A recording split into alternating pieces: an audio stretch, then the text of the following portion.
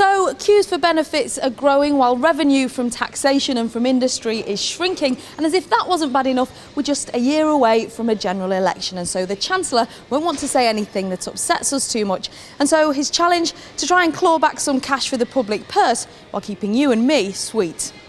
Welcome to Channel M's budget version of the budget. Now, managing the economy should be a bit like balancing scales, but don't forget that even before the budget starts, the scales are far from even. In fact, the Chancellor's expected to concede that because of the bank bailouts, the public is already around £60 billion in deficit. So where will the Chancellor be spending? Well, with unemployment expected to hit 3 million by Christmas, this is being called the budget for jobs. But unfortunately, getting people back into work costs money.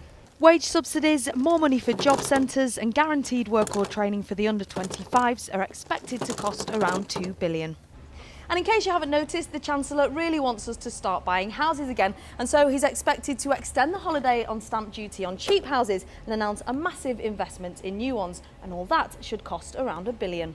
And just because there's a crisis on, the government doesn't want to be caught out by the Conservatives abandoning their green commitments. But it ain't easy being green. Reducing carbon emissions, investing in insulation, investing in wind farms, as well as offering motorist green cars is all going to cost another £1 billion.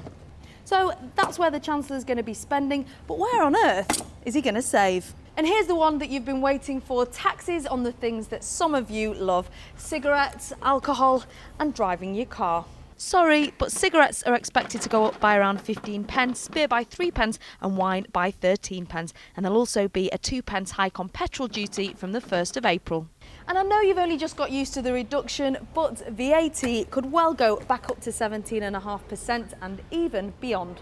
And there are plans to increase income tax to 45p on the pound for those earning £150,000 a year or more, but that won't happen for at least a year. And as for plans to tax bonuses, well, that's probably too little, too late. Now, I'm no Einstein, but these scales don't exactly seem to be balancing out. In fact, the deficit seems even worse than before. But analysts say that's not what today's about. They say this budget is all about damage limitation, holding on to our hats and hoping that the investments work in the long term. So good luck, Mr. Darling. I'd rather you than me. Nina Warhurst, Channel M News.